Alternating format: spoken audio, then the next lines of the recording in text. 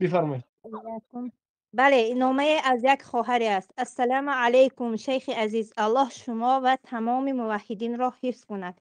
بله، بخشش میخوام، کمی طولانی هست، باید این را همش را بیان میکنم استاد، اما منظرت میخواهم.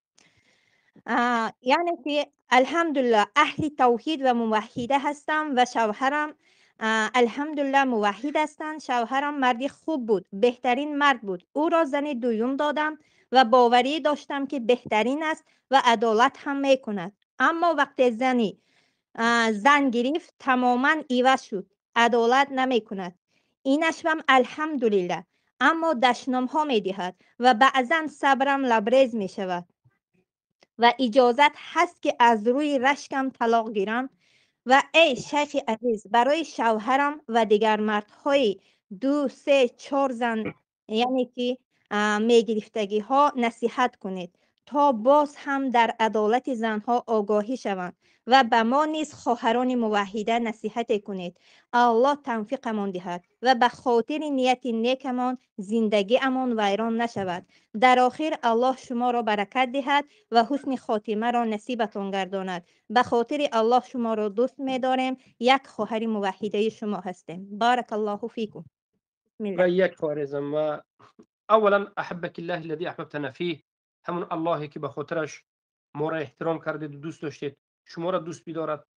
و البته دوست داشتن موحدین، همدیگر را احترام کردن به خاطر لا اله الا الله، به خاطر توحید، این بزرگترین عبادت است و همین موالات است. اما در مسئله سوالی که خواهر عزیز موحده پیشنهاد کردند، بارک الله فیها، و در این مسئله همین است که بله، کمبودی ها در بسیاری از برادرها مشاهده می شود. اولا انسان از کمبودی خالی نیست، اما شکایت ها از خواهرها به ما خیلی زیاد می رسد که شوهرشان زن دو گرفتند یا سه گرفتند، بعد از این احترامشان یا که عدلشان وجود ندارد، و یا زن دو گرفتن، بعد از کمی زن دو رو جواب دادند. زنهای دو بسیار تر شکایت میکنند که زنهای دو رو عدل و انصاف ندارد.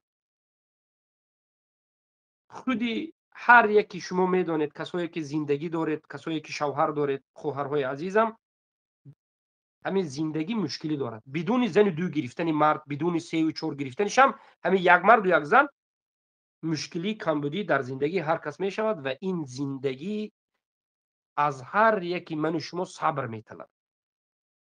کمبودی دارد، صبر میطلب.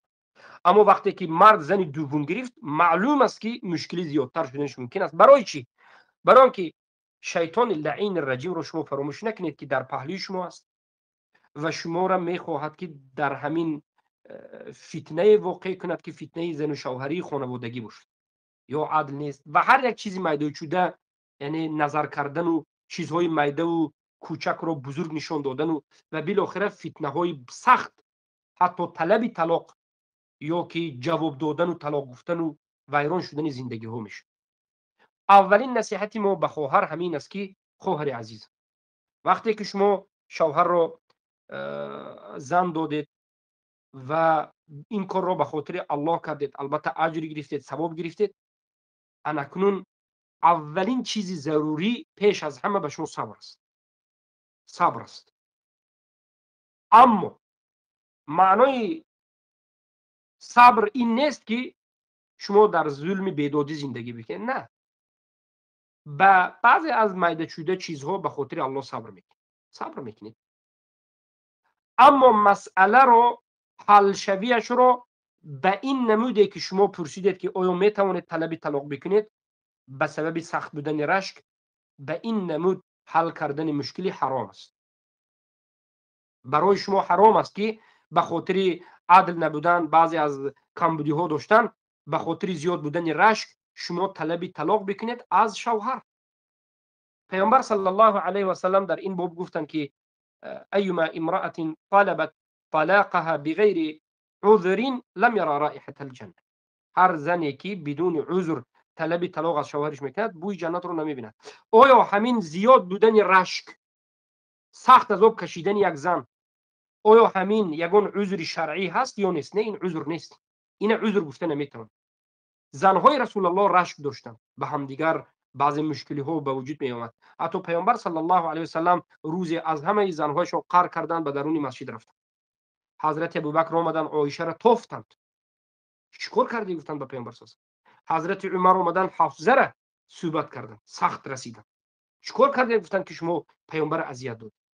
از سبب یعنی بگویم یک مسابقه بین زنها، رشک بین زنها، این چنین چیزها بود و این کمبودی ها البته در بین من شما زیادتر می شود، اما باید صبر کنید و به سبب زیاد رشک داشتن، به سبب کمی عدل نداشتن، بعضی از دشنام کردن، طلب طلاق طلبیدن درست نیست، این حرام است. طلب طلاق اصلا نطلبید و این چیز فکر هم نکنید و این فکر شیطان است که میخواد یک زندگی موحد رو، زندگی خانواده زیبا رو نابود کند، آبروی موحد رو ریزاند، شرمنده کند و شیطان از همین خرسند است. صبر کردن شما خواهر عزیزم و عبادت کردن شما و در عبادتون دعا کردن شما انمین است نجات شما، برطرف کردن کمبودی شما. و سومین اصلاح این مشکلی، یعنی شوهرتون که این کمبودی ها رو دارند، اگر خواهید که اصلاح بکنید، نصیحت است. نصیحت به شوهرتون خوب یک معامله خوب بکنید، به یک طرف نشینید، به خوبی به آرامی بگید که شوهر عزیز، انا همین یک مشکلی اول، مشکلی دوم، من همین مشکلی ها رو از خودت دیدم و من میخوام که همین مشکلی ها نباشد و من زنی تو هستم و هرگز زندگی ما ان شاء الله ویران هم نمیشد. من تو رو احترام میکنم، لیکن همین مشکلی ها ضرر به خودت است، ضرر به اوله است، ضرر به عصب است. گویان نصیحت خود بکنید. اما چهارم، ما به برادر نصیحت میکنیم. به برادر نصیحت میکنیم و میگیم که اتق الله، از الله بترس، از الله بترس. یک زنی موحده، یک زنی پاکدامن، یک زنی که خودش زنی دوم یافته است، راضی شده است، به تو این زن رو انتخاب کرده است و داده است و باز تو رو احترام میکنه، تو رو دوست دارد، تو رو حمایت میکنه، در بودنت نبودنت همیشه به تو خیانت نکرده، در امانت است. این چنین زن رو احترام کن. نشود که بعد از زنی دو گرفتن خلقای بد به وجود آید. این بد است. برعکس بعد از زنی دو گرفتن خلق نیک در حق اول، زن اول مهربانی یا دیگر از خلقهای نیکو باید زیادتر شود، برای که این زن اول است که جاهلی نکرد، احمقی نکرد، جنگ نکرد، رشک خود را بیرون بنانداخت، در درونش سوخت، در درونش نگاه داشت و همین زن اول است که همه فتنه ها را خاموش کرد و به تو اجازه. برای همین احترام زن اول باید با خوبتر شود، از نسبت به پیشتر هدیه ها داده شود و بهترین معامله کرده شود تا که شیطان استفاده نبرد.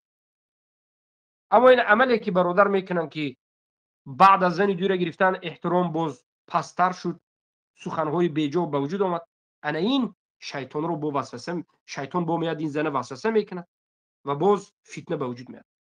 بارک الله فیکم. بالاخره طلب طلاق درست نیست، اما شوهر نصیحت کنید و این صحبت های ما را رسونید که از الله بترسند و این کار را ترک کنند و برعکس معامله خود حرکت کنند، به خوبی رسونند. اگر مرد بگه که نه من هم اذیت میکشم، این است و آن است، صبر. مرد هم باید صبر کنه، توقت کنه. البته زنی دو گرفتن و یا زنی دو شدن این فقط از جانب شهوانی نباید فکر کرده شد. بعضی از خواهرایی که زنی دو میشن فقط از جانب شهوت فکر میکنند و بعضی برادرهایی که از جانب زنی دو میگیرن جانب شهوت فکر میکنند، جانب مشقت، جانب کمبودی ها، جانب کشمکش ها را فکر نمیکنند، جانب اقتصاد و غیره و این مشکل را به وجود میاره. نیت شما در زنی دو شدن زنها این باشد که نفسم رو از حرام باز میدارم و من یک خانواده مسلمانی را به وجود میارم، فرزندهای پاک و پاکدامن تربیت میکنم به وجود میارم و صبر میکنم باشه. و این چنین مردها وقتی که زنی دو میگیرید فقط مزه میکنم زنی دو میگیرم، انا مزه نه، بلکه باید بگوید که زنی دو میگیرم، این مسئولیت دارد، این اقتصاد میخواد، این صبر میخواد، این کشمکش دارد. لیکن همین من صبر میکنم به خاطر الله که یک خواهر رو خانه میدهم، یک خواهر رو بی شوهر رو به شوهر میکنم، فرزنددار میشوم، یک امت به باز مردهای تربیه میکنم و این شب و روز مشقت است، عذاب است و صبر میطلب. زن دو شدن و زن دو گرفتن و زن یکم همه صبر میطلبد. برای همین این یک عبادت، یک اجر، یک ثواب دارد. اما اگر نیتی سست بود، باور بکن این زنگیری ها آدم رسوا میکن. این زنگیری ها آدم رسوا میکن اگر نیتی سست بود یا ضعیف. بارک الله فیک. بفرمایید.